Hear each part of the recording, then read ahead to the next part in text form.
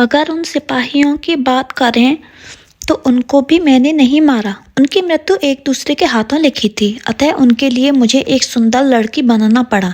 नाव में सवार लोगों की मृत्यु पानी में डूबने से लिखी थी। इसके लिए मुझे भयानक नाग का रूप धारण करना पड़ा। राजन, मुझे लगता है कि आप अच्छी तरह समझ गए होंगे कि मैं कौन हूँ और तुम्हारी नगरी में क्यों आया था, और यह भी समझ गए होंगे कि किस समय, स्थान और परिस्थिति में सांसारिक प्राणी के जीवन में कितनी बड़ी भूमिका होती है। राजा विक्रमादित्य के वृद्ध ब्राह्मण रूपी काल की बातें बड़े ध्यान से सुन रहे थे और गंभीर हो गए। काल कहने लगा है, राजा अब मैं चलता हूँ। राजन बोले, हे कालदेव, आपने मुझे बहुत अच्छी जानकारी दी है, जिसके लिए मैं आपका बहुत आभार व्यक्त करता हूँ। कृपया जाने से पहले मेरे एक और प्रश्न का उत्तर देते जाइए। कालदेव बोले, पूछो, क्या पूछना है? शीघ्र पूछो, मेरे पास समय नहीं है। राजा विक्रमादित्य बोले, कृपा करके मुझे यह बताइए कि मेरी मृत्यु किस समय और किस प्रकार से होगी।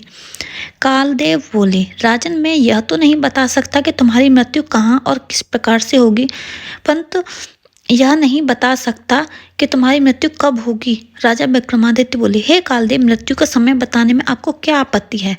कालदेव बोले, हे राजन, यदि मैं पहले ही आपको मृत्यु का समय बता दिया तो इसी क्षण से आप चिंताग्रस्त हो जाओगे, और आप तो जानते हो कि चिंता और चिता दोनों में कोई अंतर नहीं है। अभी तो आपको अपने शासन काल में बहुत से शुभ, अशुभ, शुभ और जन कल्याण के कार्य करने हैं।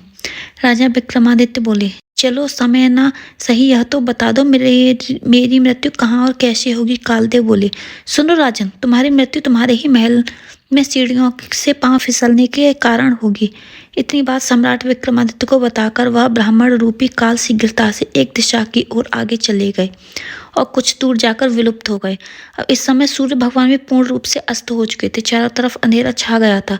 राजा विक्रमादित्य अब शारीरिक और मानसिक रूप से थक चुके थे, अतः मन ही मन गहन सोच विचार तेज तेज कदमों से अपने महल की ओर प्रस्थान करने लगे। राधे राधे।